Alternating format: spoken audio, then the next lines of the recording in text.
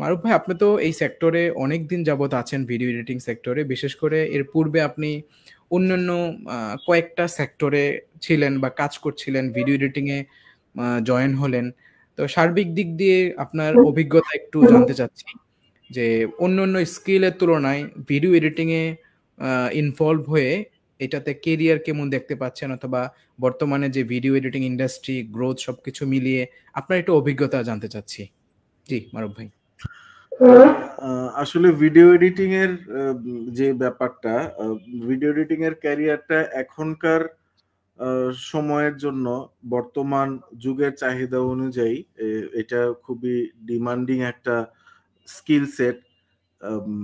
কারণ প্রত্যেকটা সেক্টরেই এখন ভিডিও কন্টেন্ট কনজাম্পশন অনেক বেশি, এবং এটা আরো বাড়ছেই, কারণ মানুষ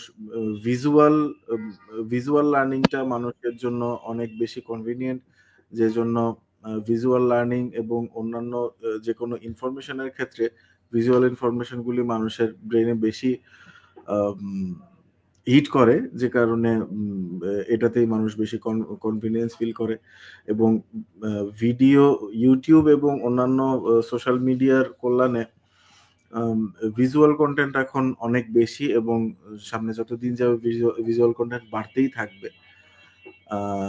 তো সুতরাং ভিডিও এডিটিং এর সেক্টরটা বর্তমানে খুবই বুমিং, এবং এইটা সামনের দিকে বাড়তেই থাকবে, এটা কমার কোনো সম্ভাবনা আমি দেখি না আর কি।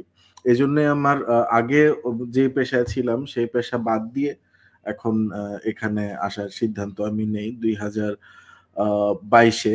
তারপর 3 বছর ধরে আমি কাজ করছি আপওয়ার্কে, বাইরের ক্লায়েন্টের কাজ করি, এবং কিছু লোকাল ক্লায়েন্টের কাজও করি আলামিন ভাইয়ের সাথে এবং আমার নিজস্ব অন্য ক্লায়েন্টদের সাথে।